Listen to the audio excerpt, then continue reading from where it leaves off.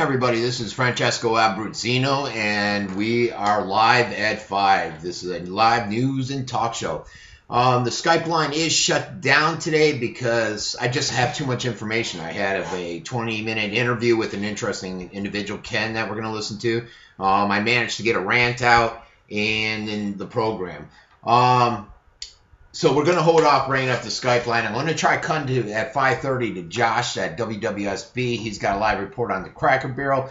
Cracker Barrel corporate did send him back a message, if you're listening, and they said that there were 5 write-ups, and they disagree with the scenario that the elderly vet was giving us. So we'll see what Josh comes up with at his report at 5:30. We'll cut over there live. The goal is to introduce new info and news in the community. What I do, if you're new, is I should put my earphones in. I start off with basically covering the headlines of what's happening in our community. Then on certain issues that I wish to opine on, we'll save that for after the part. So I'll probably play like I'll cover the national stuff, the weather, sports, and then we'll go into generally a rant, but this time we'll go into my interview. And then we'll pick it up and I'll cover a bunch of issues. This show, I keep getting yelled at because I'm not out there trying to get sponsors. Right now I do all my Facebook pages, which there's untold thousands there in terms of fans and reach. And I do that all for free. And my 5-year anniversary on the Venice page is in about a month. This I'm doing for free, but it looks like I'm going to try getting it syndicated and stuff. But those people are saying, well, Frank, you got to start getting sponsors. You got to start mentioning it more. Now, with the sponsorship, we do have the store where you can buy products there. You're going to be seeing more links to different products that I will sell, but I've got to try them out and make sure I'm on board and I believe in their quality and everything. The other possibility is the advertising. Where you see my picture show up in front, we can get you plotted up there. We can put your advertisement, no problem. The rates are all on my site at the Francesco Abbruzzino Show. You're probably there watching live unless you click through to YouTube. That's the other amazing thing. I never know how many people are watching because YouTube's really strange. I don't think it captures all the visits that come to this site if you're watching on my website. And then I found out suddenly I would have like 0 views, and then out of nowhere I'd have 800 views the next, like within days. And I'm like, well, the show's already been over. And I found out what happens is when you're getting so many views in there at once, they stop counting, and they'll update it like in 2 days. I'm like, oh, okay. And I could never really understand what was going on there because I would see huge jumps in my numbers. So it's hard for me, I know that there's a significant amount of people watching. I just don't know how many, and I don't know if I ever really will because of the way I'm doing everything right now. All right, so let's get started with the news. And today I'm going to remember going to split screen. And there's a lot of stuff happening out there, folks. It's day 2 of the Misty Stoddard, or day 3 of her trial. And this is that trial of a young lady that's facing first-degree murder and aggravated child abuse charges and the death of her stepdaughter. This was back in 2012. Investigators say that Melissa, after egregious abuse and torture, including being bound and having her mouth duct taped. So that trial continues on, and I'm not sure how it went today. I'm still waiting for some information to come out on that. Seasonal all year round. And it was an interesting story. They focused primarily on Bradenton.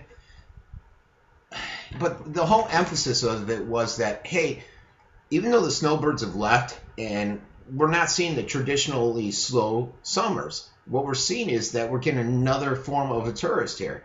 And in this one, they're talking mostly about there's an off-season anymore, it just kind of goes right in. The prices might change a little bit, but just goes right into another crowd.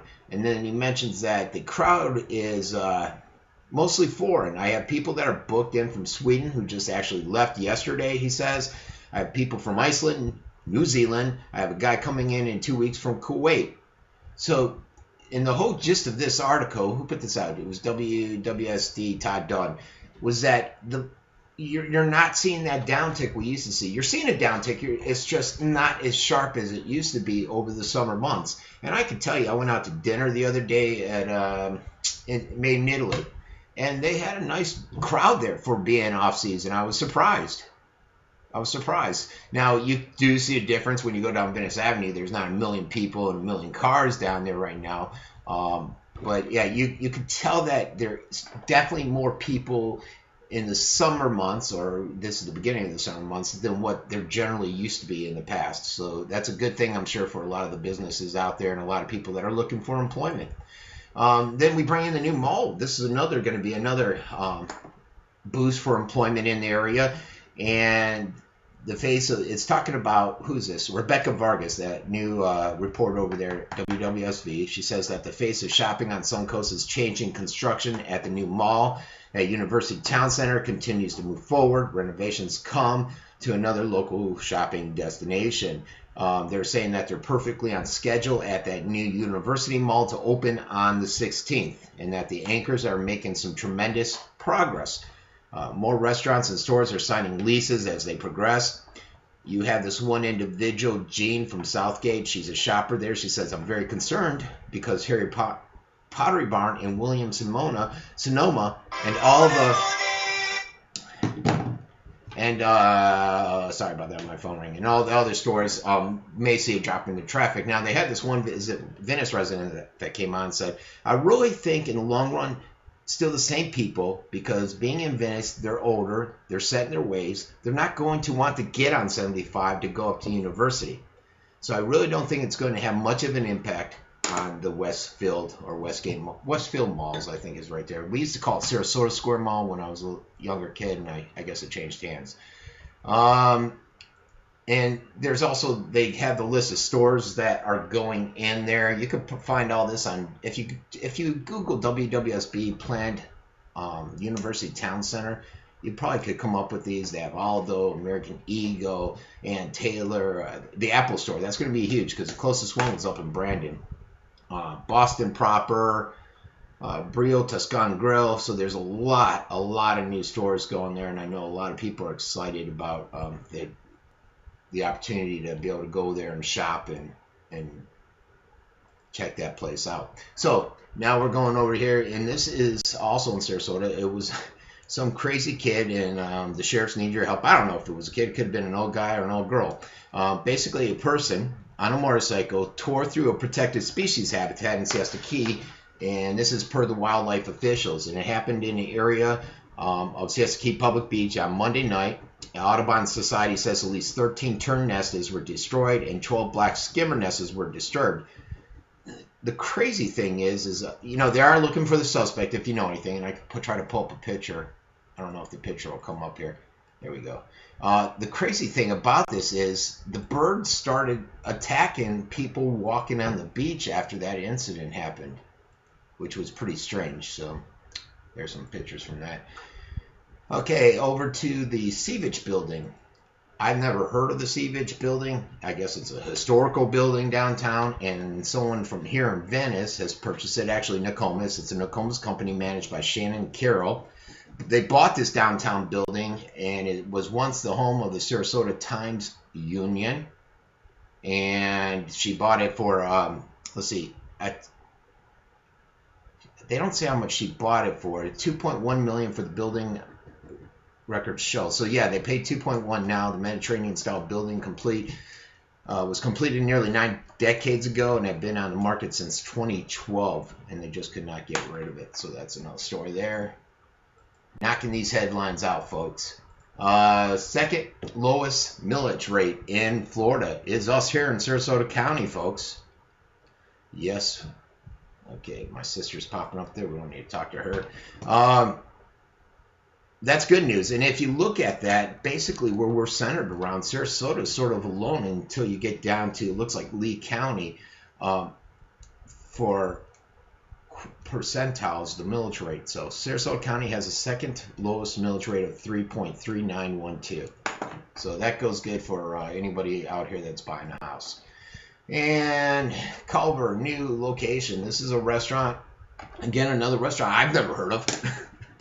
I don't get out much. This is in Sarasota. The city of Sarasota will be getting their second Culver restaurant. And this is going up on 7250 South Tamiami Trail. And it was founded in Sauk City, Wisconsin. Culver is known for its creamy custard and bulky butter burger. Now that sounds good. There are 3 other stores slated to be opened in Largo, Cape Coral, and Fort Myers. I'll have to check that place out. I love a good hamburger. And this one is interesting. I'd never even heard of this company until this came up. So I'm hoping that with a $500 Army contract, $500 million Army contract, that they'll bring more jobs to the area. It's called XG Technology. It's a locally owned and locally based developer of wireless communications and spectrum sharing technologies. It said it has been chosen as a subcontractor for the Army contract worth about $500 million. They provide research, development, and evaluation of communications and network systems in 5 different areas, being antennas, system engineering, satellite communications, cybersecurity, and communication networks. Contracts are 3 years with a 2-year extension. So Sarasota-based XG. So I put it out on I have a Venice group for people that are looking for jobs. I put it out there and said, hey, look, $500 million Army contract. I'd hop out there and see what's going on and see if there's any opportunity for you out there. This is the story that we brought up yesterday and we watched live as Josh was reporting it. Actually, it was recorded that what WWSB put out. And this is in Inglewood. And this is the individual that was a little disturbed because of the Black Widow. He's trying to pay an assassin to kill her husband. Everyone knows about that, and she got put in jail. Well, this is another individual, and this is Don Jones, and he still carries his wallet, a photo of his late son, Max. And what happened is Max was getting really sick. His wife, the Black Widow, would not take him to the hospital. And she just let him basically sit there until he succumbed to his illness. They weren't really sure what it was all about. He said that even though his son laid sick in bed, this Black Widow just showed little or no remorse. And then, coincidentally, they later found out that she had a $1 million life insurance policy out on the individual's life. Josh did mention the Northport Scoop. That's one of my other pages here locally on Facebook, where somebody came on there and said Jan was a family friend of ours, and about 5 years ago, Jan asked someone I knew if he could get some sort of medicine to kill her husband, and 2 other friends had mentioned that Jan has also asked them the same thing, so there was more than one tip off. And that was on the Northport Facebook page where Josh took that from when he did his report. This is a picture of an alligator, and he's decided to use the crosswalk. Look at him there. Let's see if we can get that picture pulled up. I don't think it'll pull up. There we go. He decided to use the crosswalk. Yes. This was caught down in Northport, and they think he was trying to get, obviously, to the other side, like the chicken that crossed the road. They decided to crack a joke with this at WWSB, and they said, why did the alligator cross the road? We just don't know. But at least it was courteous enough to use the pedestrian crosswalk when it did it. The picture was from Daryl Drake in Northport, and the gator was walking on LaFrance Avenue near Sumter, and they believe he was trying to get into a retention pond. They do come on here and state what I think I've seen on many threads where unless they're 4 feet long, unless they're over 4 feet long, they're not really going to be trapped, and they're not deemed a threat to anybody. They're just going to be left alone. New supermarket. This is news to me, and I went on the thread for a second. Let me turn this off. It's called Ida, right? Yep. And although the permit has not been submitted formally, the process of Aldi Supermarkets is coming to Northport is in motion. Aldi is a discount supermarket chain headquartered in Germany. It's been popping up in cities throughout the Southwest and Central Florida. Northport store is expected to join 1,300 U.S. supermarkets in 32 states to open under the Aldi enterprise. Let's see if they give us a date here. It says that Aldi Nord and Aldi Sud. In the U.S., Aldi Sud operates Aldi Supermarkets. Aldi Nord operates Trader Joe's. According to the Northport Building Division Admin Service Coordinator, Aldi has plans for a 17,000 square foot store located at Selford Boulevard and US 41. So good things happening there down in Northport.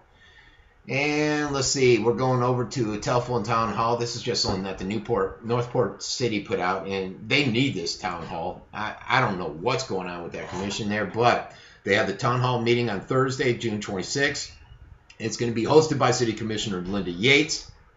The telephone town hall will begin at 6:30, and residents will have an opportunity to participate in the open forum, where they can ask questions about general topics and issues that they would like to discuss. Residents who do not receive a phone-in can dial 888-409-5380 to join anytime during the hour-long town hall chat. I got to tell you, folks, an hour-long town hall chat, you're not going to get a lot chatting in.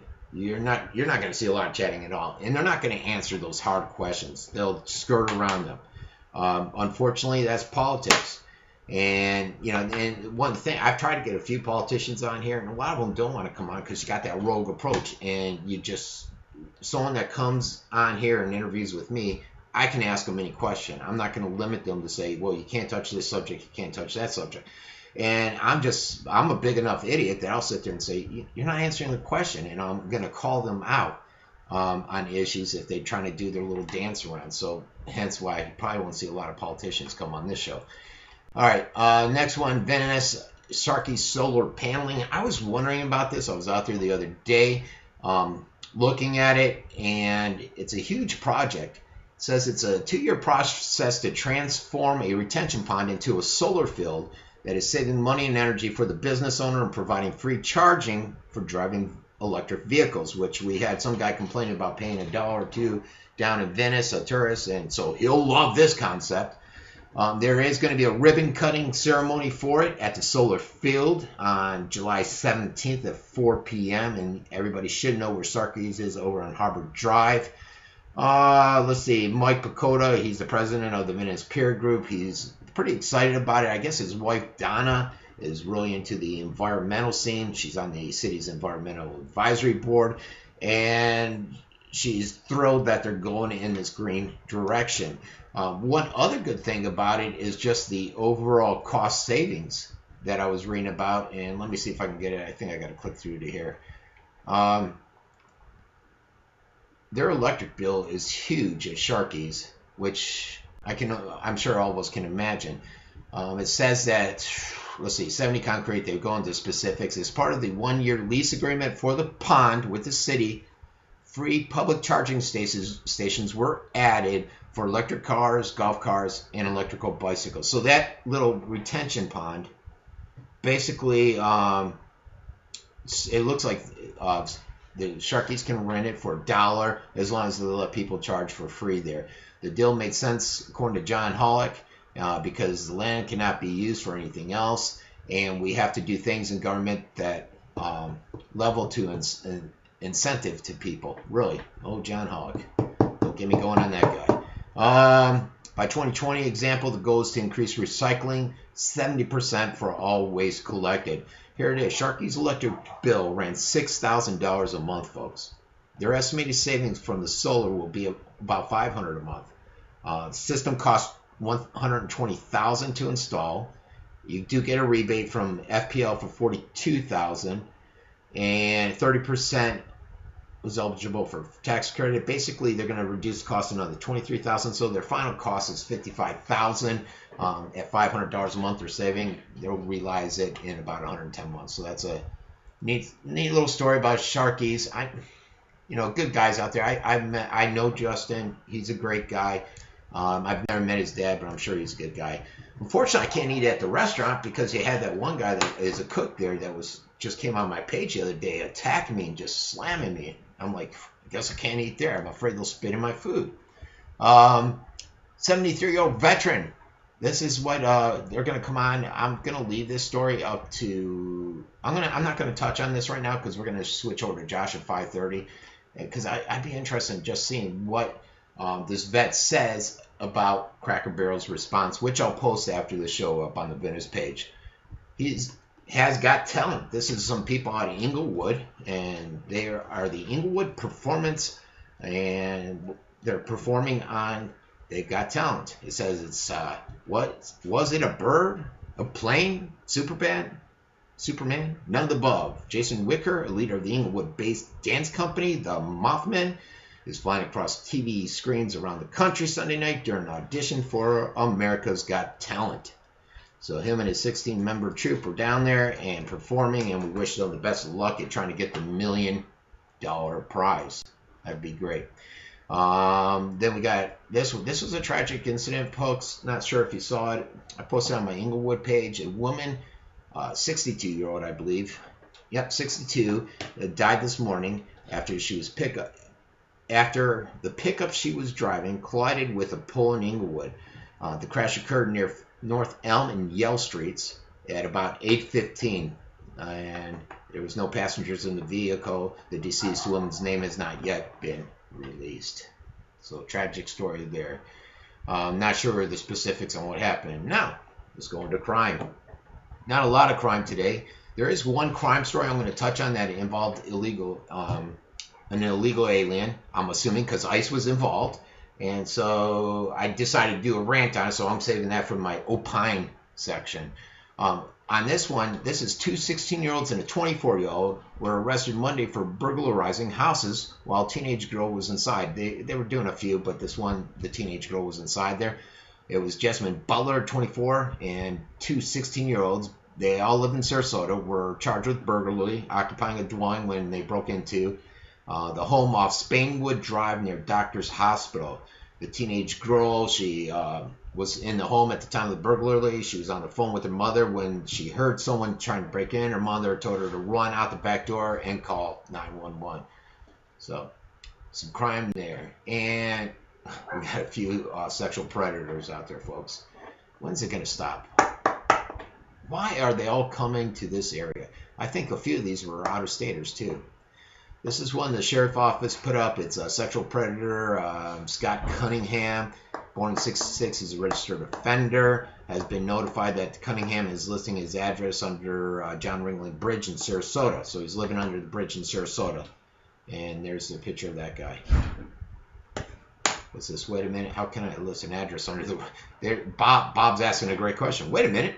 How can he list his address under the bridge and under the Ringling Bridge? I understand he's homeless, but to accept that as his address?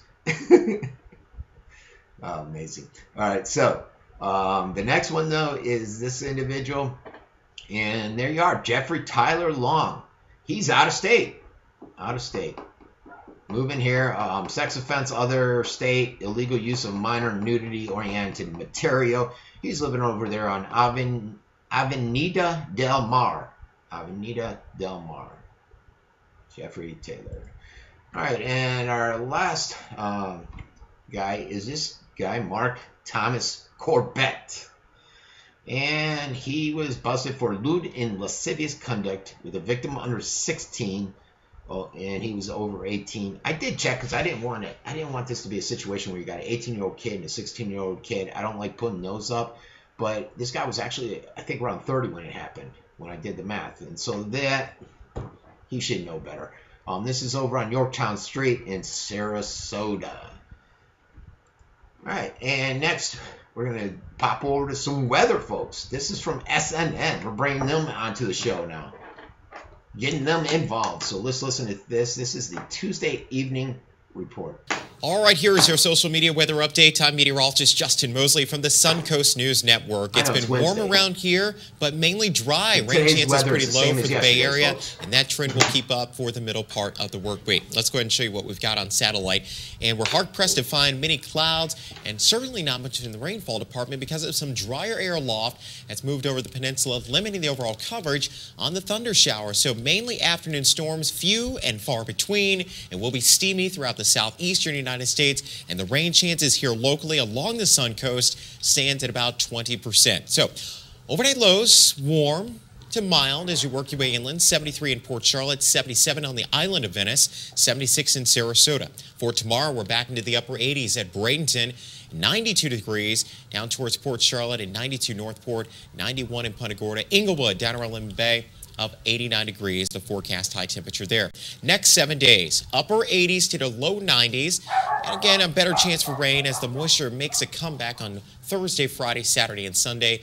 Typical scattered afternoon storms, morning sunshine, and of course, the heat, the humidity, it beats on. That's your weather update from the Suncoast News Network. We're just lucky no cockroaches came running across the screen there for old Justin Mosley. This is a... and like I said, I know it was Tuesday, but it's the same weather forecast for the today. Tomorrow it's going to be different. He said 30%, so I may change it up tomorrow. We'll see what happens. I'll keep you on the edge of your seat. That's what we'll do. And you'll have to show up tomorrow to see. On all area, they put out an all areas list, and I was going to go through this because there was only a couple, but then next thing I know, I got one from Northport, and it was huge. But a lot of young ladies and men are out there doing a tremendous job in sports, which is great. And they're making the all area. There was an all area coach, Frank Luther, for Bayshore High School, and so I'm gonna leave that off. Boys track.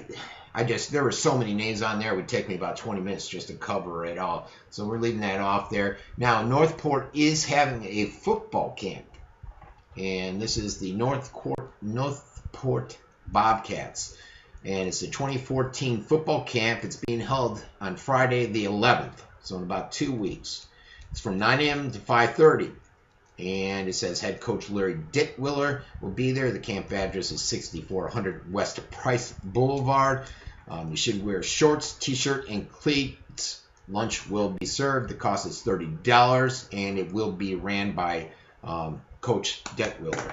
And there's a little form on there. I actually shared this article on the page, so feel free to go to the northportscoop.com, and you'll be able to get more information on that. All right, now what we're going to do, folks, is we're going to, let me pull this up, and then I just got to stop it. Hold on one second. We're going to do my interview today, and this was an interesting interview. It was with an individual, Ken Johnson. He's written a book. It's going to stop here. He's written a book on how to basically empower kids or empower communities and schools to better handle kids versus sending them off to a juvenile when it's a first offense. He's saying that's counterproductive and it's not really helping them. I think he said that they have like a 93% success rate when they're in there trying to work with the kids and get them to better understand what the issue is and how to overcome these issues. Then we talked about the Pop-Tart law. The Pop-Tart law goes into effect, I think it's August or something like that, and Governor Scott just signed it. Not too many people know about it, but it's basically saying, hey, look, zero tolerance is crazy. It's lunacy. We got to stop this zero tolerance.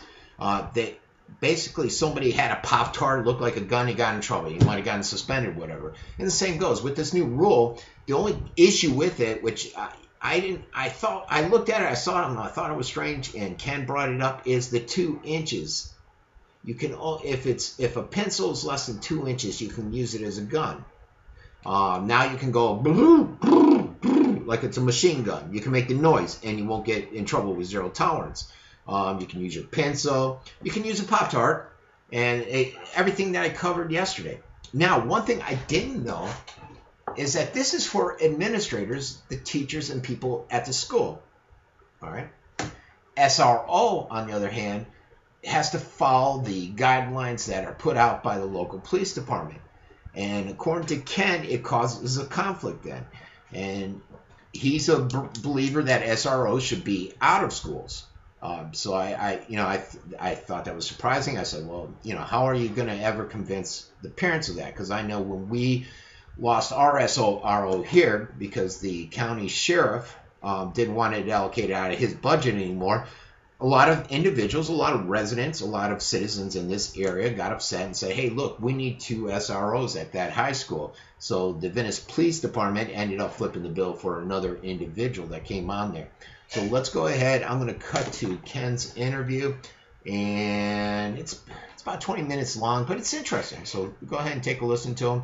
And here we go, folks. Enjoy. This is on my website if you want to watch it later, too. Whoops. Let's turn up some volume there. got an excellent interview set up today. I'm going to go ahead and bring him on. His name is Ken Johnson, and he's the author of Unbroken Circles for Schools. And Ken is going to come on and discuss his book. And coincidentally, we're going to discuss the issue that I brought up yesterday on the show, You know what, guys? It's 5:30. I want to go to this. All right, we got to go to my interview, so we're going to catch that in a second. Hold on, let me pop over here. The funny thing is, I just got an email from Josh Tyler over at WWSB, and he says that basically Joe, the vet, says that what Cracker Barrel is saying is a lie about him. They came back and basically said that he was taking food and not paying for it. So I'm sure I think Josh is going to be live when he brings us on, and we're going to get some more scoop on that. So it's 5:30 right now. Let me go into one other story. I don't want to start something and then have to go back like I just did with my rant. I could talk a little bit more about Ken on that interview. And it surrounds the SROs. And, my biggest concern with the SROs, and I think people shot me down on this, but it's still a concern of mine, is the use of the tasers. And the reason being is there's a lot of stories out there where they're quicker to pull a taser to quell something versus if they didn't have it, they wouldn't pull their gun. And this one incident, it's a sad incident. The individual was out there in a school. Two girls were fighting. One was his friend. Well, they were in this big fight. He said enough is enough, and he pulled his friend off. By the time the SRO got there, they just saw him pulling her off. They didn't know what happened. So he said, hey, look, I didn't do anything. I was just breaking up the fight, and he was being good. He wasn't coming at the guy. He wasn't aggressive or anything. And next thing you know, the cop basically tasers the guy. He falls, smashes his head, and he goes into a coma. And now he's got some mental issues where he's just not all right. And the cop tried saying that the guy was coming at him and was being very aggressive. What the cop didn't realize is that people were videotaping it. And they all had their cell phones out. They're all videotaping it. And that's not exactly how it transpired. So,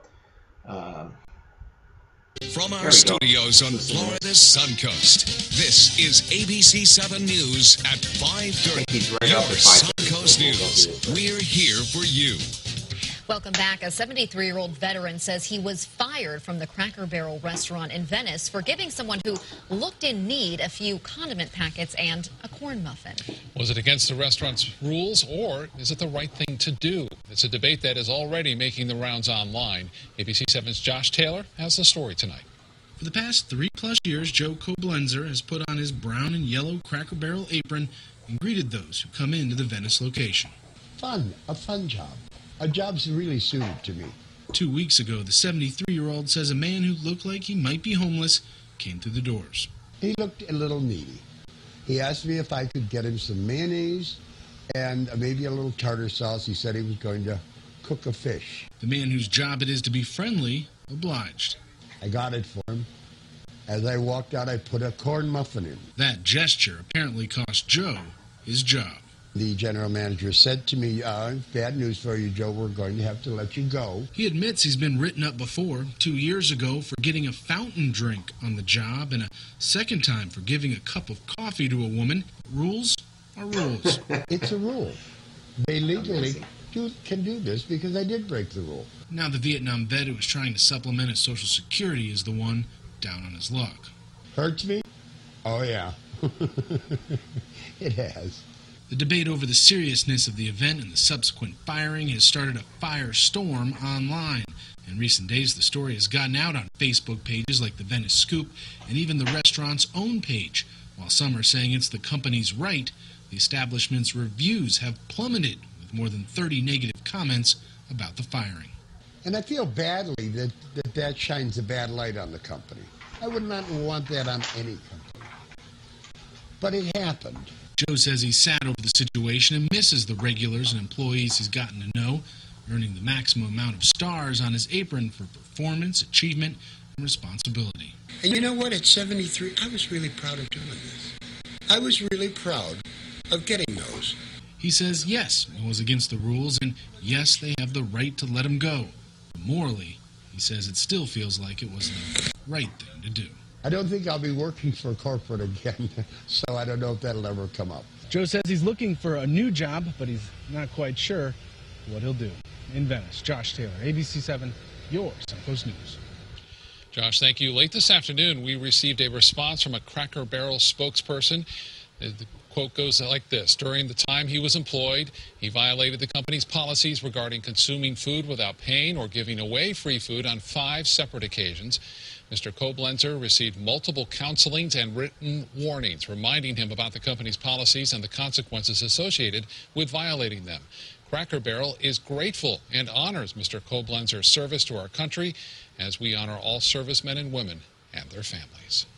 All right, so I gotta tell you guys, yes, that's indeed just pure craziness. That's as bad as zero tolerance, folks. Zero tolerance at the schools. This manager, this Cracker Barrel, has zero tolerance. The damn guy gave away a cup of coffee. You know how much money they make off a cup of coffee there? How about the soda? The margins are tremendous. They make a killing off that. You know, I think they said he drank a soda on the job. You're not allowed to have a freaking soda while you're there at the Cracker Barrel? I've never heard that. I used to be a restaurant manager. I was fine with that stuff. You know, shoot, someone needs a cup of coffee, you're going to end up throwing away half of it anyways. And then the damn muffin. You know, let me go down there and pay for the muffin. That's what I should do. I should go down there, give Cracker Barrel the money for the damn muffin. That's ridiculous, man. You know, my mom goes there every Mother's Day. I don't know if I'll go back there because they're annoying me. I just can't. This is political correctness gone amok. Zero tolerance, not really political correctness. Zero tolerance gone amok. And now this veteran is the one that's suffering, and it's very unfortunate. Hopefully he'll get himself another job. I know, just like my mom, a lot of them are on fixed incomes. My mom is proud and doesn't really want any money. It kills her to ever ask for any help. So, you know, they'd like to feel that they're self-reliant, that they can do things on their own without needing us. So, best of luck out there, Joe. And I'm sure we haven't heard the last of you there. So let's go ahead to my interview now with Ken. Sorry about that, folks. And there we go. Okay, we don't want that one. That's my illegal aliens rant. Hold on one second. Here we go. This one. Nope. All right, folks. You can see I'm thrown off a little bit. Here's Ken's interview.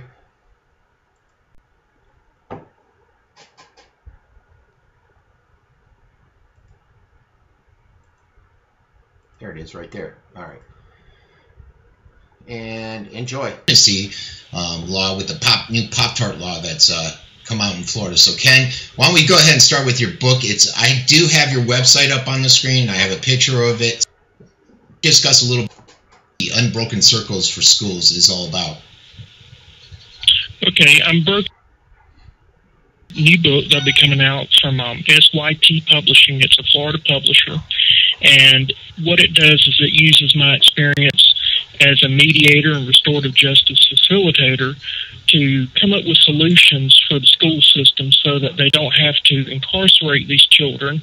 They can improve test scores, they can improve student performance, lower tardiness, lower absenteeism, and basically save a lot of money for the school district. So it's a sane approach of resolving conflicts and building relationships to empower the community to take control. Well, that sounds like an interesting book. Now this just came out though, right? You just got it out on the market? It's coming out August 2014, so we're going through the final edits right now, getting it ready to go to the publisher. Okay, now I'm on your site and you have some artwork on there. Is this some of the artwork that is, it seems like Indian artwork. Is that within your book, and what connection is that to your book? No, I'm Native American, and I'm with the Florida Tribe Cherokee Indians. Okay. And so I do feather artwork, and some people wanted to see it, so I put down my pages so that they could see what I've been doing with that. I believe that being allowed to express yourself is something that allows communities to become more dynamic. And that's something I also talk about in the book a little bit. I don't talk about art, but at least the ability to talk and engage in dynamics and express yourself in different ways. Now, how receptive do you think will help kids out there that have these different challenges that they're facing? Well, I think that we have begun to start legislating morality. And we believe that if something is to happen, it's got to come from the government, that they've got to legislate a bill for us to have any type of logic. And that's what we'll talk about with the Pop-Tart bill. But I see things differently. I think that people are wanting to find ways for the communities to become stronger, to engage, to get a voice. And this says how they can do it in a way that doesn't involve protests or anything else. It's collaborative. I think that the dynamic that I try to bring into the equation is something that people are wanting. I think they'll be receptive. And it says that, and I'm just reading a little bit on your site here, that the collaborative justice programs are dealing with catabolic conflict in schools, businesses, governments, communities, civic groups, and religious institutions. So let me ask you this: if someone were to read your book and they're having these issues that you're covering in it with the kids, how will this change them? How will this give them a different perspective to go out and handle this type of issue that you discuss, the subject matter in your book? Okay, well, when I wrote the book, in the introduction, and every once in a while I'll put it in a chapter or two here or there to remind people, but I started playing with rubber bands. That's what got all this started with the circles.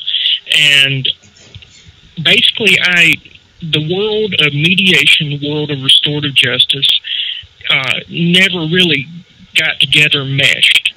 And here I was, a mediator and a restorative justice professional. I was the odd man out. Okay. Today, that's not so uncommon. You're seeing that now, especially over in England and Europe, and now we're seeing some of it in the United States. So what I did is I came up with ways that I can layer different techniques. Some of it is daily. Some of it is as needed. And we layer all these techniques so that it's kind of like pushing out multiple rubber bands, that a child may break through one or two, but they're not going to break through all of them. And the whole idea is that we use a thing called reiterative shaming, that if a child has done wrong, instead of shaming the child, saying you're a bad person, we say your actions are bad, and let's talk about the actions. And so we try to bring in atonement, which is something that we don't talk about anymore in society, that making your wrongful actions right in the eyes of everybody concerned. And so it changes the child's mind and how they perceive things. It allows them to talk about issues rather than bottling them in or keeping them away from people or lying and trying to cover it up. And it makes it where it's a different dynamic that way. Also, it brings in what we call community of care. We're more nomadic now. The average person, they leave a place about every few years or so. And so what this does is it brings in people that are important to the parties involved. So the offender, you may have a coach that they really look up to. You may have maybe a pastor or whatever. And so when we get together in these conferences, or we get together in panels or circles or whatever the program is that we're employing in the overall scheme of things, that there's somebody there that they look up to, and so their voice is going to be very important. And so it makes them more accountable, because in our society now, really there is no accountability, and you just if you have a problem, if you have an issue, your voice goes unheard, and if you do an action, nobody cares about it, or they just throw you away in jail. So this brings a little bit more sanity into the equation. Well, let me ask you this. Now, okay, your book, it's to help people, empower communities and schools into better helping these kids that are troubled youths that have some type of behavioral issue, I'm assuming. Now, I look in there and I say avoiding arrest and over 2 million juveniles are arrested and considered criminals. What severity are you dealing with? You're not talking. Are you talking about a kid that's just sitting there and he's throwing spit wads at a girl, or are you talking about a guy that's going out and robbing someone, a 15-year-old kid with a gun? Are you saying that it's better to try to reform them versus putting them into the juvenile system? The main issue is there's not a lot of first-time offenders that they're robbing people. Okay. There's not a lot of those violent kids doing crimes. I'll give you a good case in point. When Charlie Crist was governor, he appointed a blue ribbon panel. That blue ribbon panel, their suggestion was that we needed to arrest 7% of the population, juvenile population of Florida, and try them on felony and misdemeanor charges rather than putting them through the juvenile justice system. And the whole purpose of this report was so that the Department of Juvenile Justice could get $500 million from the state. And these kids were getting arrested for trivial offenses. And then after they got arrested, they kept getting rearrested, and it led to those kids that we hear about where they're robbing and everything else.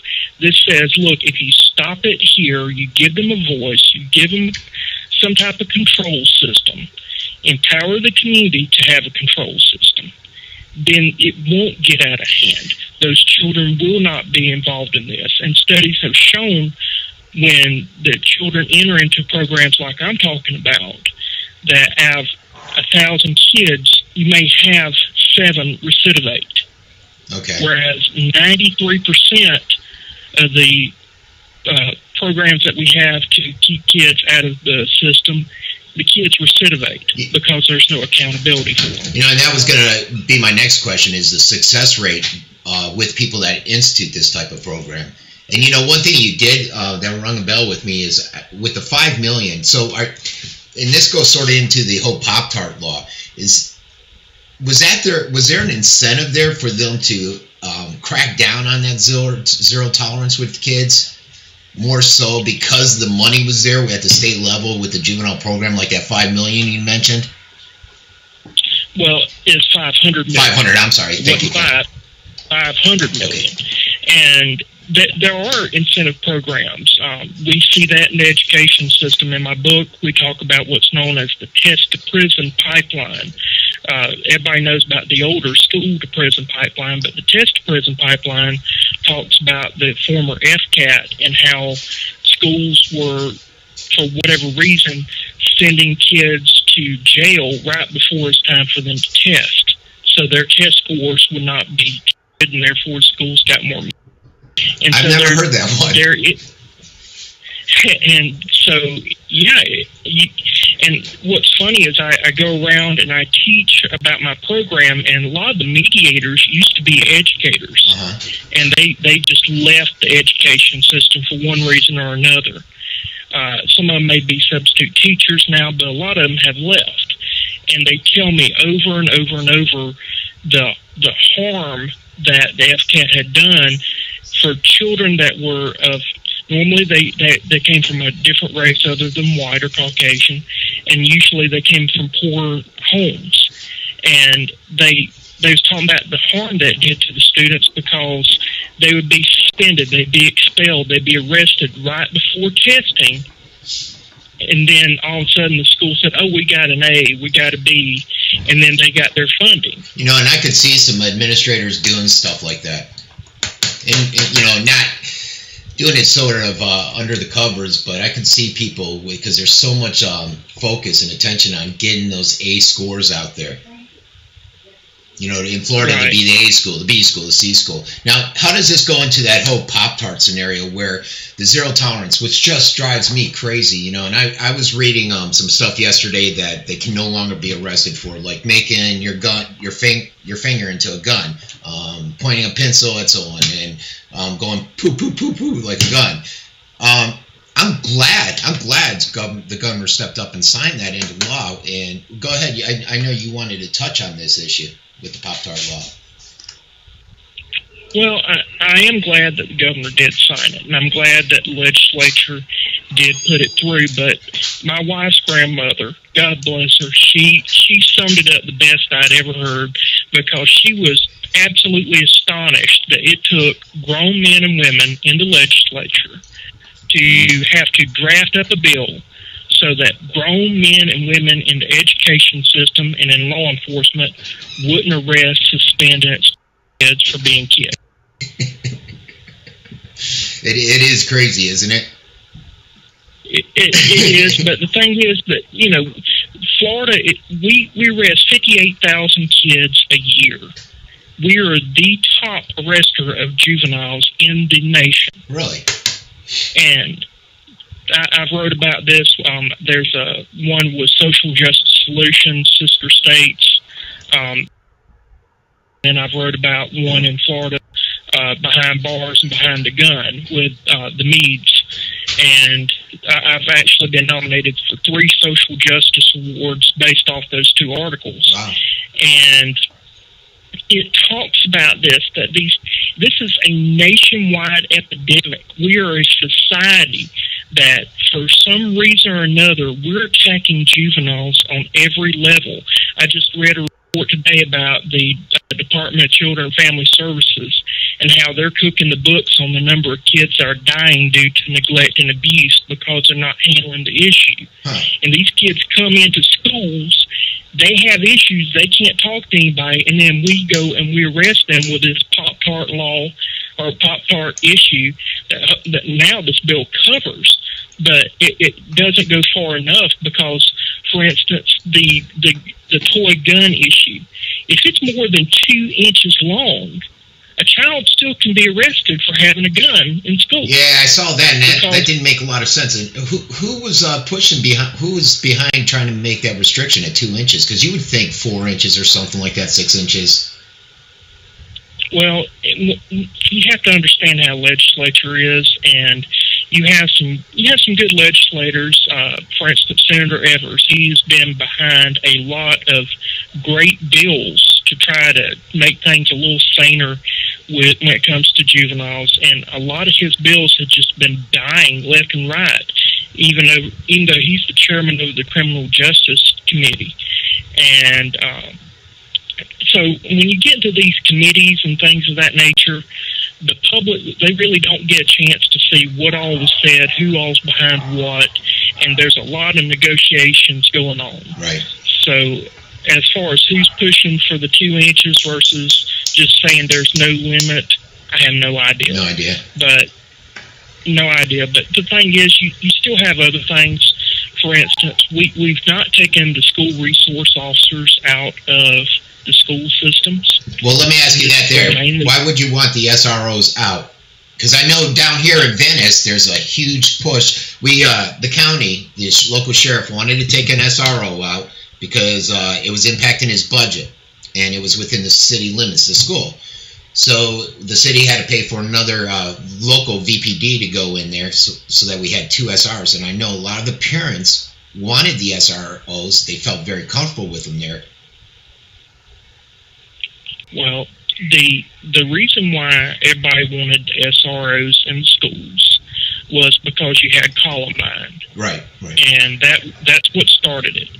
And no one ever looked at what happened with Columbine. Those students, they were actually on medication to boost their self-esteem. So they were on mind-altering drugs because they had low self-esteem, and they went in and started shooting people. Not saying the drugs caused it, but definitely could help. Right. And so people don't, we only get snippets with the media. We never see the full case. And so there, in the 1990s, a guy by the name of DiIulio, John DiIulio Jr., he was a Harvard professor. He wrote a best-selling book, and he came out with the super predator theory. Well, now it's a myth. We know it's a myth. But he said that juveniles were becoming more murderous, and they didn't care about people. And he really targeted male students, saying that they were godless and unforgiving. And so when the Columbine took place, and we see this best-selling book, our culture started changing. It takes 10 years to change culture. That's what I do. I'm a culturalist. I study cultures. And it takes 10 years to change a culture. And people, they started seeing kids as being murderous thugs, even though that they're not. Right. And they wanted these school resource officers. And I talked to some of the school resource officers because they were making some crazy arrests. Mm-hmm. And I asked them what was going on. They said, look, if I see somebody breaking the law or there is an allegation that somebody's breaking the law, I have a duty to arrest them. And so there's not real much discretion when it comes to what they're able to do and not do in the school system. And with this Pop-Tart bill, even though it says that the school districts can't do anything, if a school resource officer sees a kid saying something disparaging to another student, that's assault. So they're still not immune from that.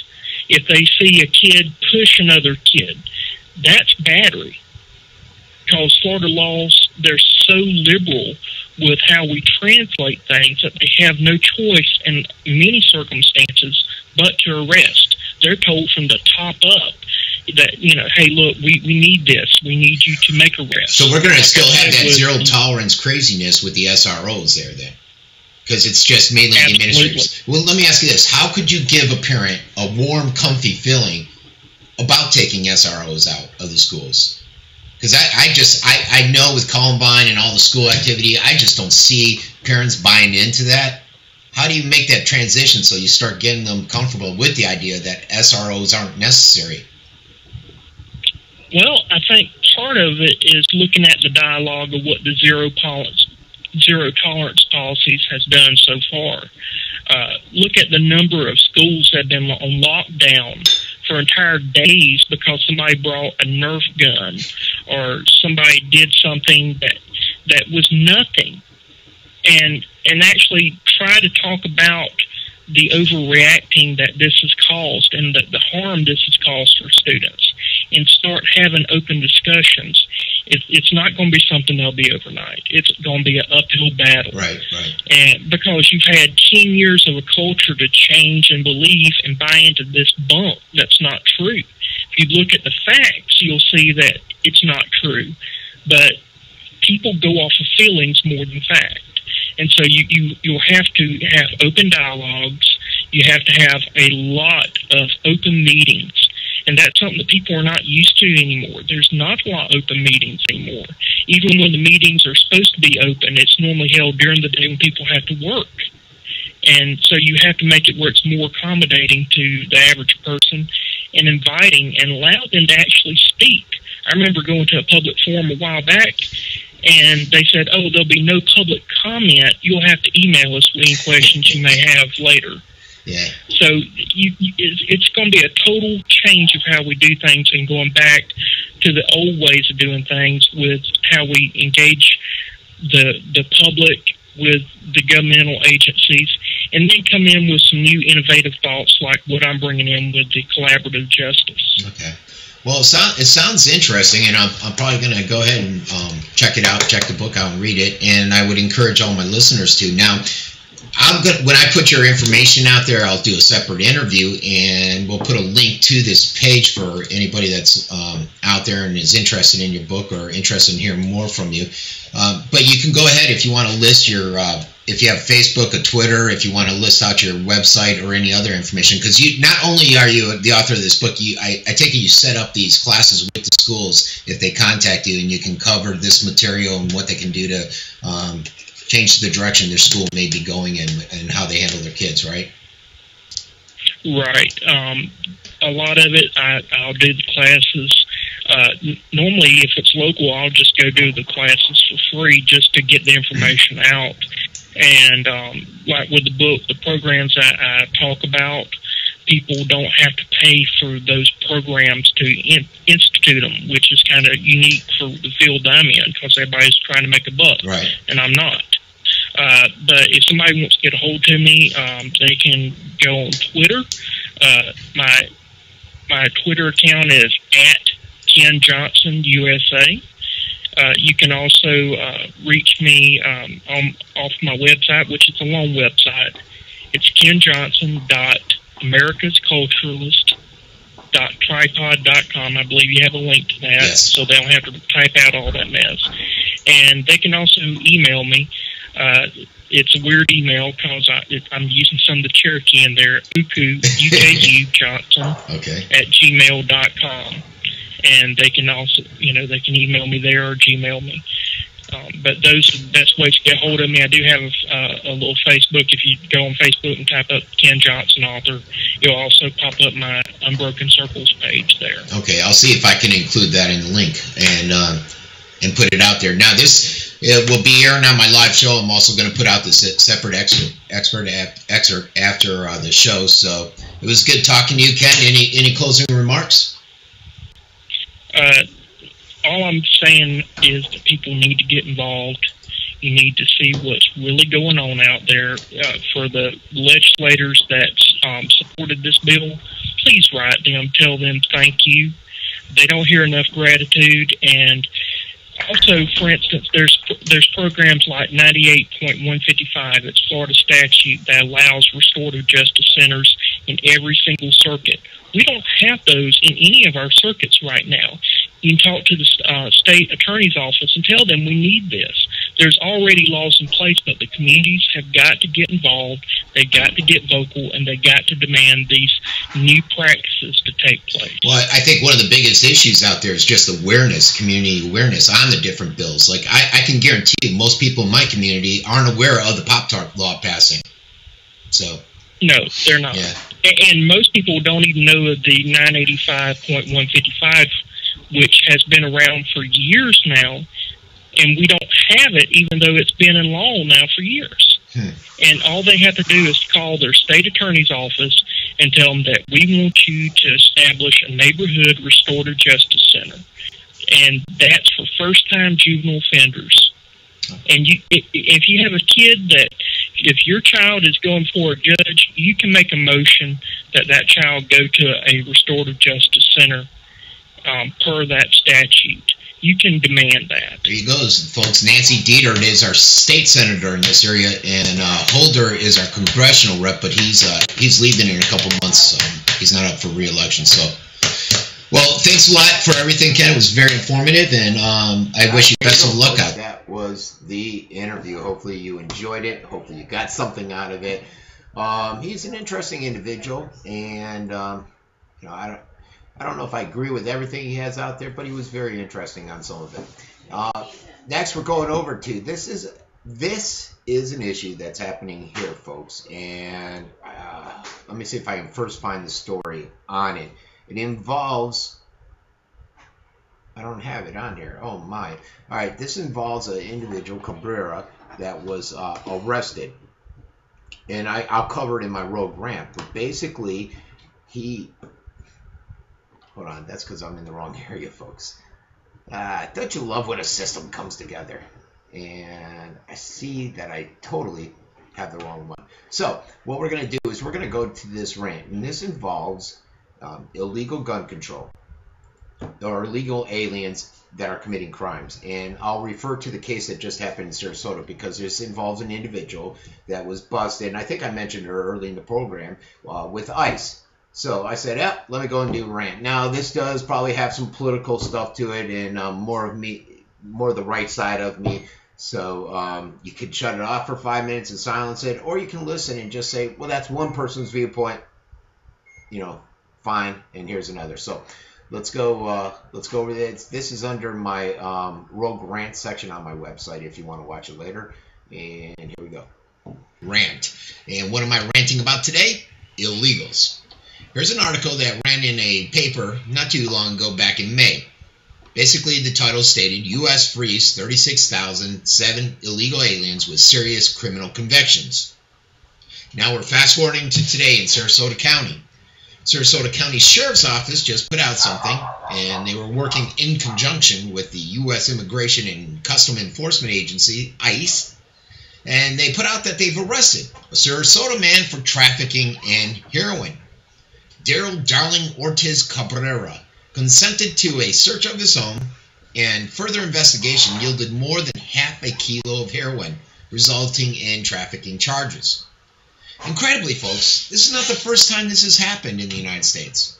The feds previously released 68,000 different criminal aliens encountered by ICE officers in jails that were let go, instead of being processed for deportation like they should have been.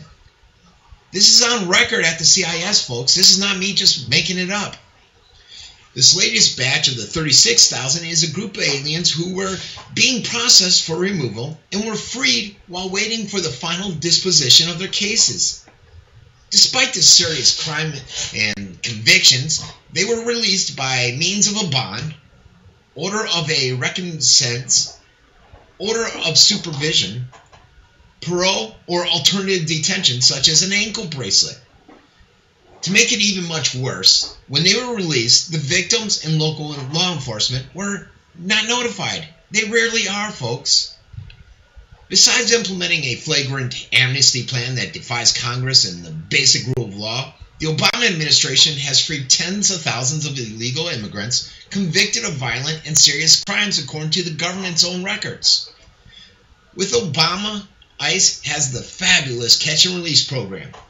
The Center for Immigration Studies has reported that immigration agents tried to deport only a few more than a quarter, folks, of the illegals that they have encountered out there, filing charges against fewer than 193,000 of the 720,000 aliens eligible for deportation last year. Of those that go, more than 67,800 had criminal convictions on their records. I guess so much for upholding the rule of law under the Obama era, huh? Well, folks, ICE is releasing more illegal aliens and more criminal aliens than they're trying to remove.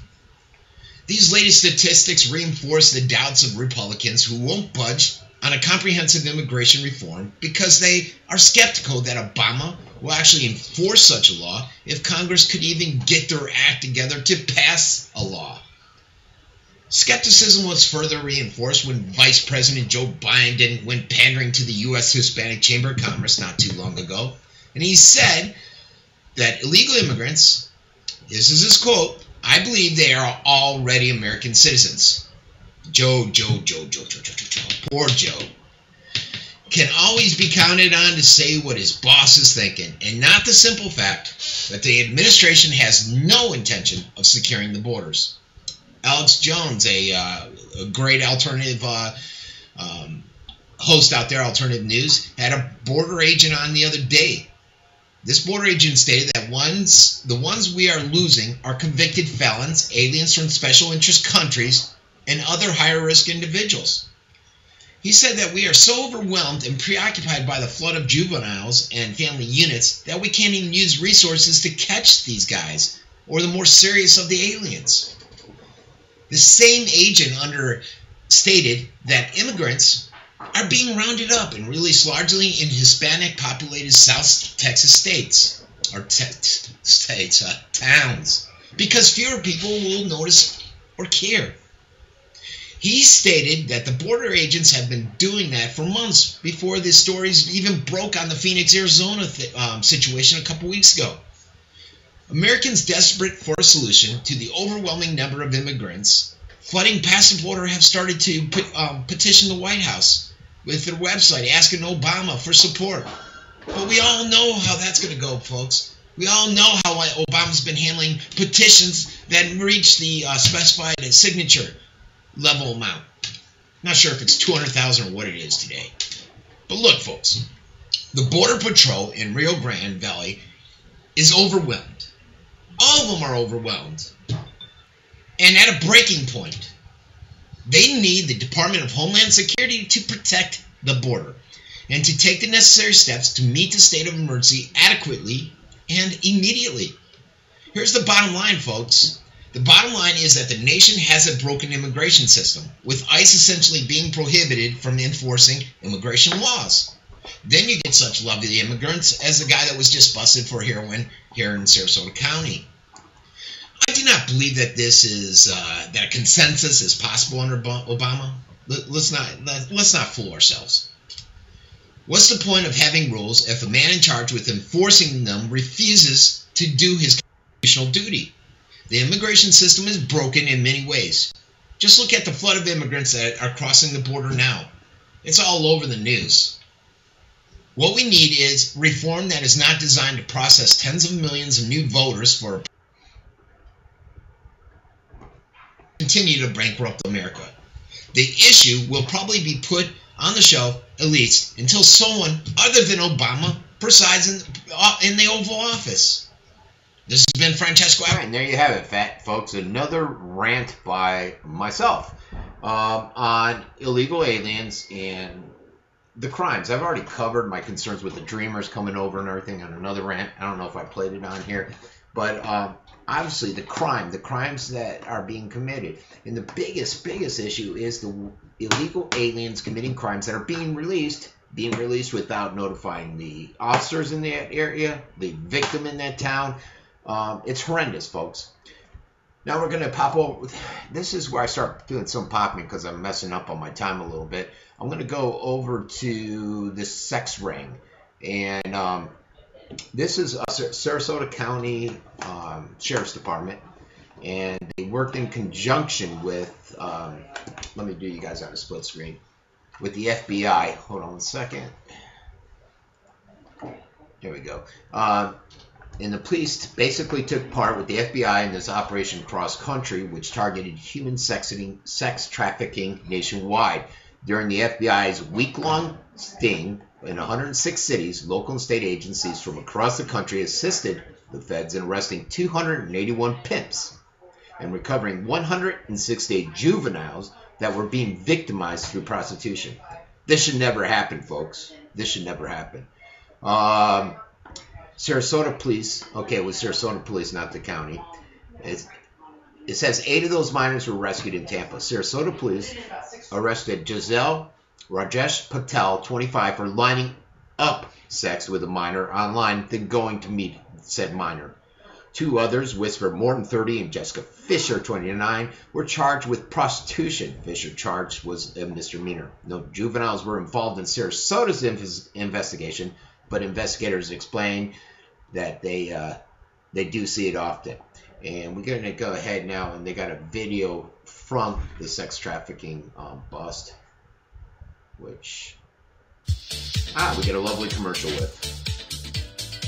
If you ever watch my shows, I'm not a fan of these commercials, and they pop up and you're sort of out of luck on, but let's go to this. Chick-fil-A. All right. You know, sex trafficking busts like this one took place all over the country today, including Sarasota the past week. It's all part of the FBI's ongoing Operation Cross Country, targeting pimps looking for sex slaves. Fox 13's Michael Shingleton's in our control room tonight at 11. Michael, what is Sarasota PD's role here in this? Well, investigators there took down 3 people involved in sex trafficking, Mark. Nationwide, about 170 juveniles were rescued out of the sex trade, including 8 right here in the Bay Area. For the past week. How old are you again? 16. How long have you been doing this? Probably a year. Juvenile sex slaves taken into custody, essentially rescued from the grip of their pimps. The numbers are staggering. 281 pimps arrested, 168 minors rescued across the country, even 8 right here in the Bay Area. These are our kids on our street corners, our truck stops, our motels, our casinos. These are America's children. Sarasota police were on the hunt and arrested these 3 Thursday. From street level, the women that you see walking the street, to back page or internet operations. 2 for prostitution and 1 for setting up a meeting for sex with a minor. Many of these women that we arrest for prostitution started out in the trade as juveniles. Then the next morning, he told me about how I can make some really good, fast, easy money. I was like, okay, I'll try it. And that's how Nicole became trapped in that lifestyle. The FBI released her story, a story investigators say is far too common. I had gotten raped by John, and Juan didn't believe me, and so that was my first beating. Federal authorities hope stories like Nicole's can help young girls understand the danger and see the warning signs of human sex trafficking. This was the 8th operation cross-country conducted by the FBI and, of course, local law enforcement agencies from around the country, and there will be many more in the future.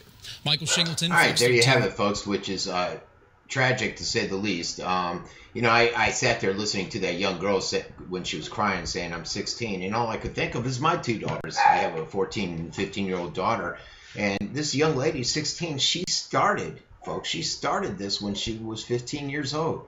I can't imagine my oldest daughter going through that type of trauma, and I'm sure many of you can. Now, there is the Polaris Project, which is out there, and they're for a world without slavery, without human trafficking. And, you know, I went on their site, and they basically say that human trafficking is the form of modern-day slavery where people profit and control over the exploitation of others. It's defined by federal law, U.S. federal law. Victims of human trafficking include children involved in sex trade, adults ages 18 or over who coerce them or deceive them into commercial sex acts, and anyone forced into different forms of labor or service, such as domestic workers. Each year, human traffickers generate billions of dollars in profits, victimizing millions of people from around the world. Look, human sex trafficking it's a diverse context. It encompasses all forms of labor service, sex service. Common places where forced labor has been found in the United States is basically in domestic servitude in these small-scale mom-and-pop shops. Victims of human trafficking in the U.S., including U.S. citizens and foreign nationals, adults and minors, men and women of all ages. It's tragic. Being a human trafficking is considered to be one of the fastest-growing criminal industries, though, out there, and that's due to all the money that's being paid and all the sickos that are involved in it or interested in it, and it's truly disturbing. All right, so the next thing is we're going to go into the Warm Mineral Springs controversy. I tried to get a guy that's running for city council down in Northport to come on, and I think he got back to me, and I never got a chance to write him back. This is the Black Widow. What is wrong with all my links today, folks? Let me see. This is hold on one second. I'm having one of those days where none of my links want to cooperate with me. So here we go. Let's try this one. Okay. I just gotta love these days when I get this stuff. All right. I had to pull up a few pages, and this is on Warm Mineral Springs. And basically, I went back to an article from 2013 where a guy basically did an editorial on the Warm Mineral Springs situation and how the two entities, the Sarasota County and the city of Northport, weren't coming together. They weren't coming to terms on what to do to fix the issue out there at the Springs. And I didn't realize it's been going on for that long. And on here, basically, this article or this editorial, it was from Jess Burkle. She put it out and said that they just can't reach a compromise. They couldn't reach it a year ago. They're not reaching it today. Since the city and county bought this mineral-rich springs back in, 2010, the local governments have been opposed to each other on how they should be operated. And the two, you have the two finalists that were in there to run the springs, and they both have two different visions out there, folks. One of them wants a national state park concession, which with a swimming pool and everything, and the other person wants to do some other more expensive stuff. The Northport City Council, which generally supports preserving the spring as a park, voted for the company with the exception of Mayor Blutcher. The other firm, Jepco Ventures and Angleshot LLC, plan to add a fitness center, healthy eats, a restaurant, physical therapy, and all that stuff. And that's something that apparently the county was more behind.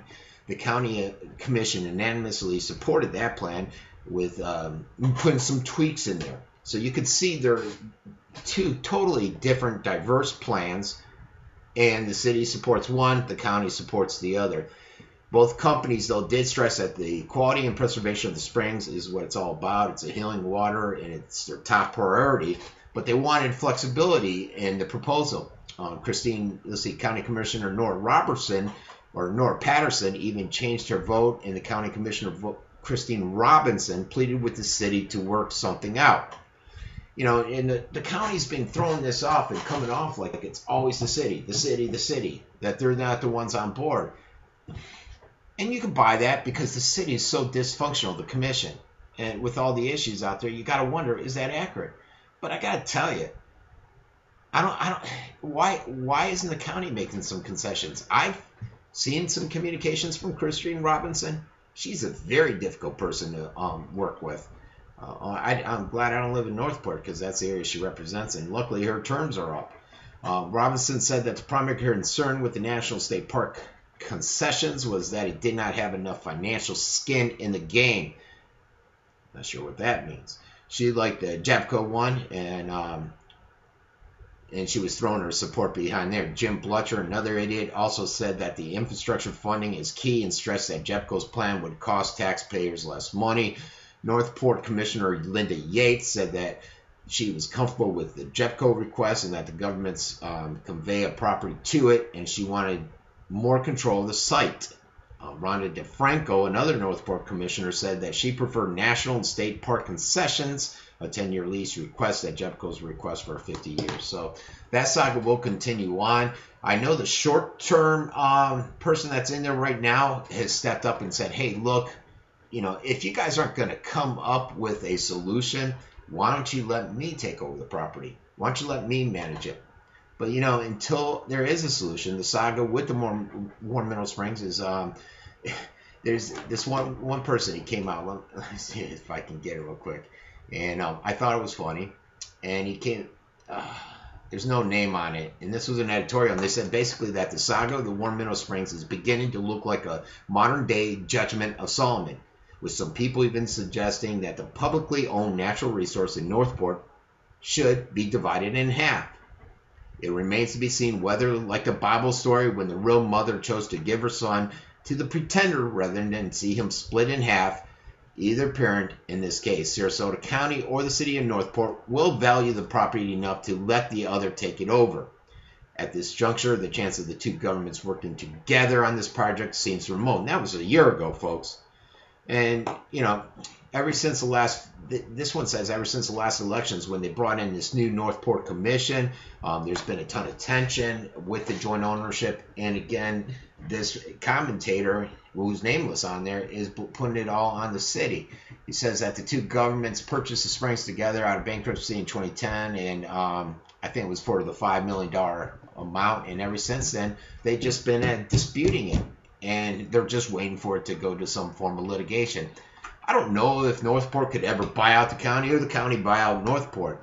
I haven't studied both plans enough to see which direction I would want to go in. It's almost like the county wants it turned into some kind of park, almost like an amusement park with workout centers, hotels, and all that stuff.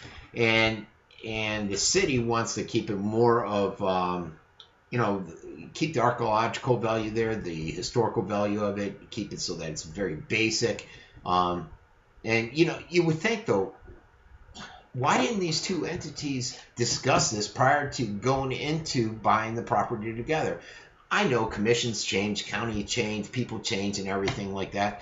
But why didn't they think about this beforehand? You know, why didn't they discuss that, hey, we might have different viewpoints, and so we're not going to partner up with it? Now we're stuck with a $5 million investment that's just going to sit idle again. You can't continue to operate on the short term because all that guy's doing is he's just got the water park open, and so there's no value in there. We're not going to be making money, even though I think they said, someone told me that's $15 they're charging residents to get in there, which was ridiculous. And they weren't too happy with how the short-term people were managing the crisis there. So, you know, it all remains to be seen, folks. I'm not sure what the solution is there. Now, we had the homeless issue pop up again, and I could not remember if I played this rant. And if I did, I'm sorry. If I didn't, well, great. Basically, let me silence that thing. It's me basically going on about over Hey everybody, this is Francesco. Well, over here in Sarasota County and how it's being handled. And since this homeless issue continues to play out, it's in the papers again today how the county and the city of Sarasota cannot come to agreement. Sarasota's moving full force. Dr. Marlboro's losing a lot of support of the individuals that originally voted to have him take over in there. Again, I think it was mostly a political move. And so now we're stuck in the situation where they're butting heads too. And the county's blaming Sarasota City. Francesco Abbruzzino with another rogue rant. And I thought since today they're having a meeting up in Sarasota regarding the homeless question and some of the concerns there, I'd do a rant on the homeless question. Look, homelessness is a problem for law enforcement, but it is not a law enforcement problem. We've already done untold damage to society by trying to solve another public health problem of what? Drugs. With absurd laws and enforcement solution. The worst thing we could do now would be to criminalize homelessness. Homelessness is a social, economical, mental health, substance abuse, and healthcare problem.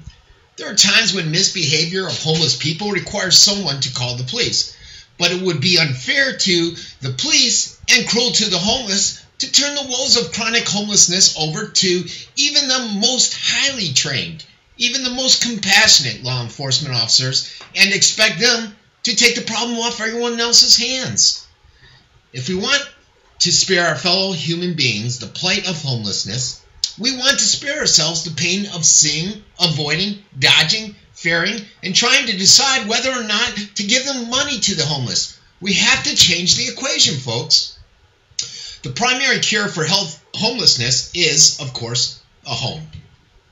Efforts to find appropriate housing for those who lack it is the first duty of a civilized society, whether through nonprofit groups or through government programs. But many of those who are given housing relief will still need health care, particularly mental health care, and other types of services, folks. It's really no surprise that the homeless is a problem. Sarasota County is a very expensive place to live. Rent, utilities, groceries, gas all hit the shrinking middle class and the rising low-income hard. I just posted something on the Scoop this morning where someone's discussing the issue with the rents not stabilizing. They're still staying high even though it's not in the season. I received another note where an individual's getting ready to lose their home. Both of those came in today, folks. Jobs aren't easy to come by. Jobs that pay well for blue-collar folks are at a premium, especially here in a tourist-oriented community. There are some who argue if people can't make it here, then they should leave and, I don't know, go to Texas or North Dakota and work the oil fields. Plenty of jobs there, right? But if this is your home, it's difficult to pack up and move, especially from a place known as paradise. So despite difficult living conditions, people stay. They want to remain in the place that they grew up in, that they know people, that they're comfortable in. Especially with a place like our area, which is some of the best weather in the nation for being homeless. Some will argue that the homeless have only themselves to blame. Would have gone to college, learned a better skill, right? Too lazy to work, some will say. They drink, do drugs, and smoke, so hey, that's their problem. They came here without work and assumed everyone would greet them with open arms and care for them. There's also the argument that the more you do for the homeless, the more you'll have more of a homeless issue there. Provide free clothing, services, a place to sleep, and soon you'll have all the homeless men and women you can handle, and they'll keep coming back. There will always be those who take advantage of resources and the kindness of others. I see it on a regular basis, folks. But that shouldn't stop us from trying to assist the homeless. Many try, but have fallen on tough times. There are short-term solutions to help the homeless to make daily living a bit better. Soup kitchens, shelters, nonprofit churches, they all try to help. So do the community groups that work to bring credibility to the working homeless and the families that have nowhere to go, folks. But here's the bottom line. The homeless population is going to increase before it decreases. More will arrive via plane, somehow scraping together a ticket fare to get here. Others will lose their jobs, lose their housing, and we know the rest of the story. Just take a look around when you're out and about. When you visit parks, the path by the ocean, places off the beaten path, the homeless are here and they're not leaving, folks. Even if they wanted to, they couldn't. Just check out the price of a plane ticket one way. The homeless are not just unknown people. They are friends, families, fathers, daughters, sons, and neighbors who work hard and need a chance. We will likely never end homelessness because we don't know the solution. We're not going to call for building homeless shelters, establishing tent cities, or giving out food vouchers or providing free job training. Here in Sarasota, we hired a consultant under political pressure, but now we are seeing where the support is starting to wane. Our politicians are wondering, what do we do with the homeless? Which, obviously, and unfortunately, is becoming an escalating problem. We do know this. Generosity, awareness, compassion, and kindness go a long way towards improving lives, folks. And those won't cost you anything. This has been Francesco Abbruzzino with another rogue rant by myself. But, you know, and guess what, guys? It's not going to kill companies like the Cracker Barrel to give out a damn corn muffin. You know, and I think I was saying yesterday, what you need to do is take the same approach that we're taking with illegals. What's that approach? Well, illegals right now, they're lining up buses over on the border. As soon as they come in here, they're saying, hold up, illegals. They're throwing them on the bus and they're shipping them out. They're getting a one-way ticket to parts unknown. Basically, if they say, hey, I have a brother in San Diego, they're shipping them to San Diego. If you got a brother or an aunt in Chicago, they're transferring them there. They're giving them a nice piece of paper and saying, you got to report back, okay, buddy?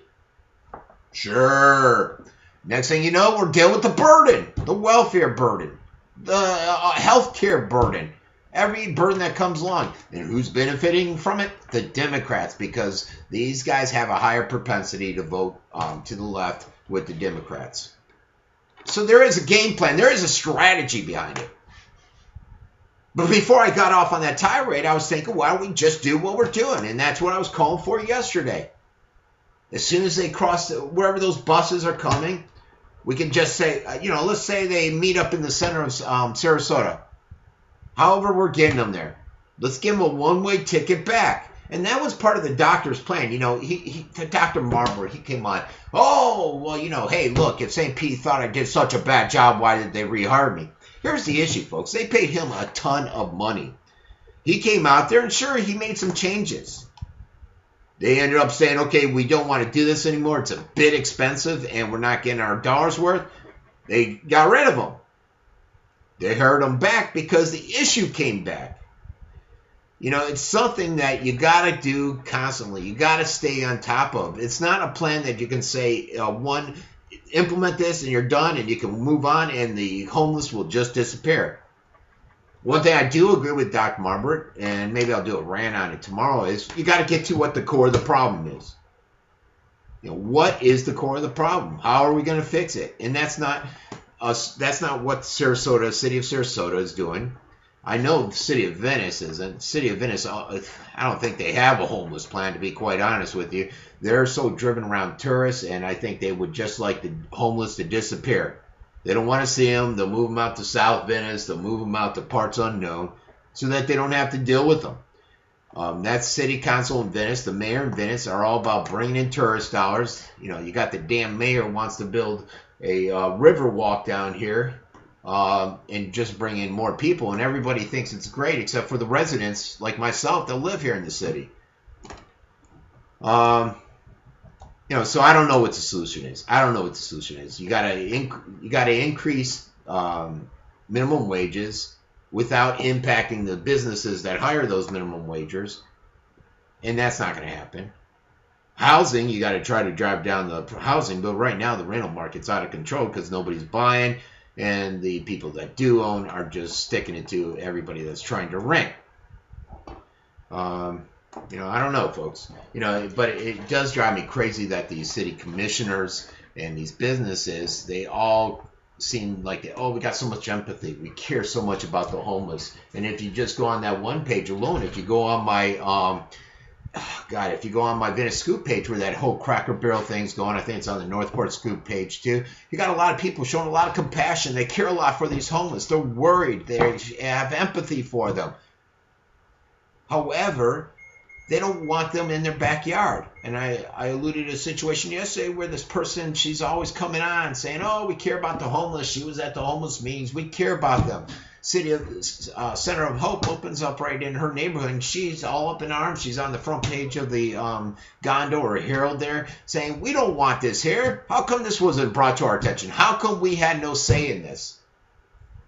You know, so, and unfortunately, that's how a lot of people are in downtown Sarasota. Those businesses, I know, I got buddies, they work security, and they're there to try to get rid of the homeless. Now, you got the AFCLU, whatever the hell that guy is, going down there. I forget his name, Fairbanks or something. And he's basically bullying around. He's telling the city, hey, if anything happens, if any of their rights are violated, these homeless, I'm going to sue you. The city's caving in, and they're basically a puppet to this guy, the ACLU. That's it. Had a brain fart there.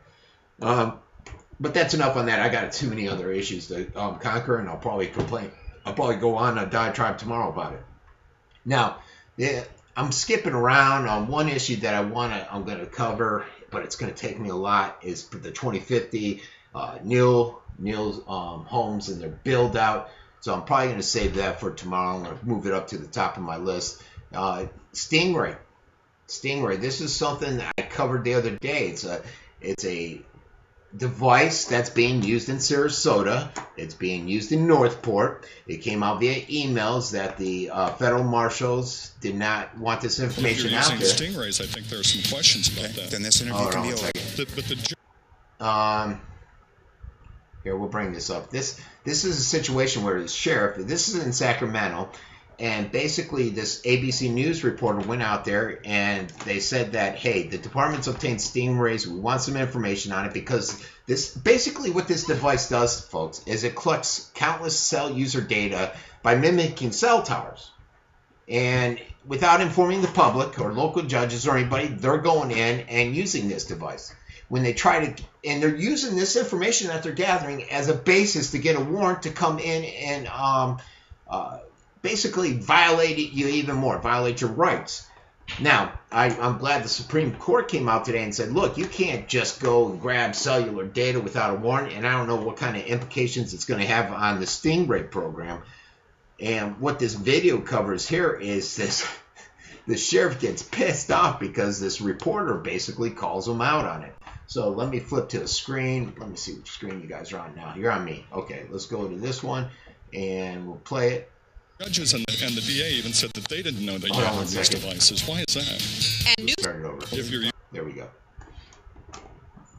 If you're using stingrays, I think there are some questions about that. Then this interview can be over. But the judges and the DA even said that they didn't know that you had these devices. Why is that? And News 10 asks tough questions to the... Again, we're having some data issues. Sacramento Sheriff tonight about technology that could be invading your privacy. The technology is called a Stingray, and it can collect data from your cell phone, even when you are not the target of a criminal investigation. Our investigative team exposed how local law enforcement agencies have been using the spy technology for years without the public's knowledge. Investigative reporter Tom Jensen trying to get answers from Sacramento County Sheriff Scott Jones. After numerous refusals to speak with News 10 about his department's use of a high-tech surveillance device called a Stingray. We've dealt with your incessant badgering of our department over these issues. This is a privacy issue. We were forced to find Sheriff Scott Jones in public. Sheriff, how are you? Good, how are you? Doing very well. I'm Tom Jensen with News 10. We want to talk to you about your use of Stingrays. We contacted Jones before a recent Sheriff's Academy graduation, and when we asked him about stingrays, his demeanor changed. Are you proud of disrupting an Academy graduation? That's why we're talking to you before. This is why we are so concerned about who uses stingrays and how they use them. Stingrays are traveling cell towers controlled by law enforcement agencies.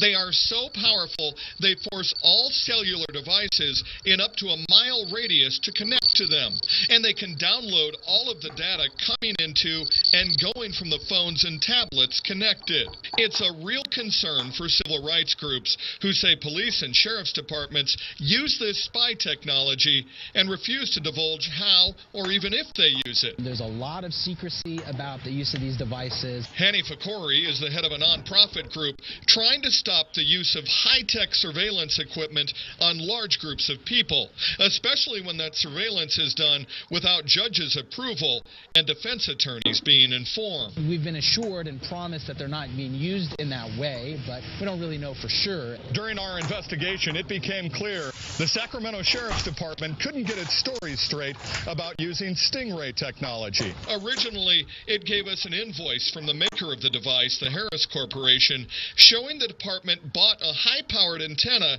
that extends the range of stingrays. Then it said, quote, "This technology comes with a strict non-disclosure requirement.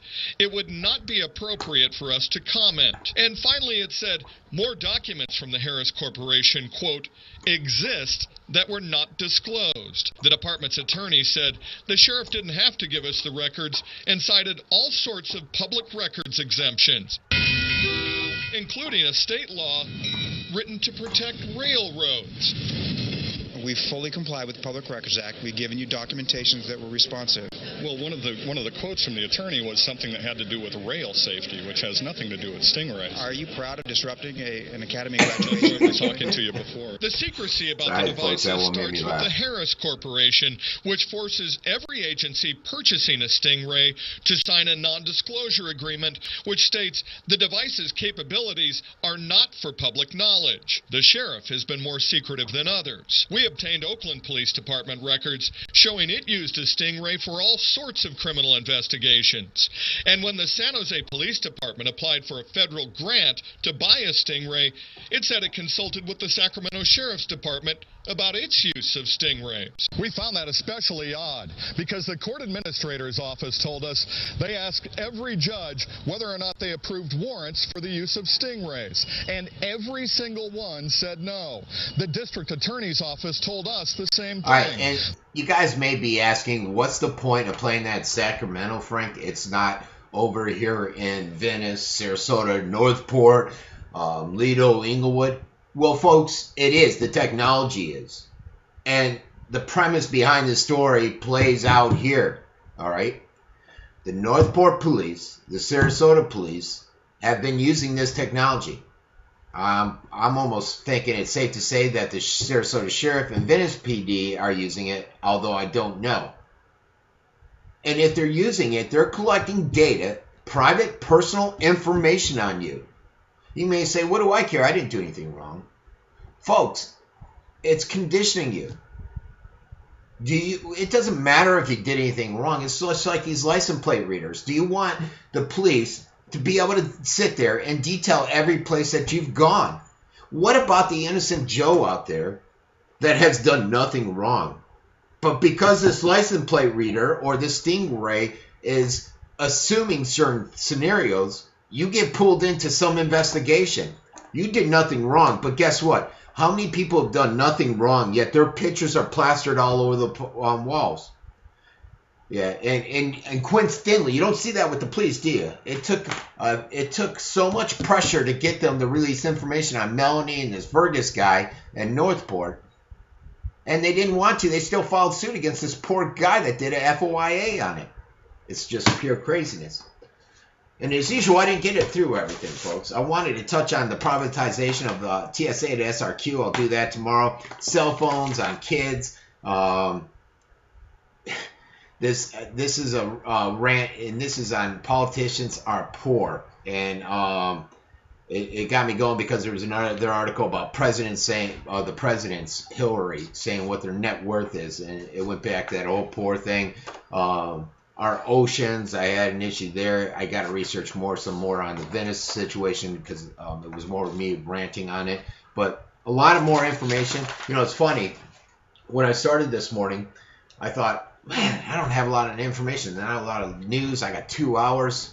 I'm going to be talking a lot. I knew I had an interview coming up. But it seems like the news just keeps coming in. It never dies. It never ends. It's an ongoing story. So tomorrow I'll probably put out another rant. I know I got another interview.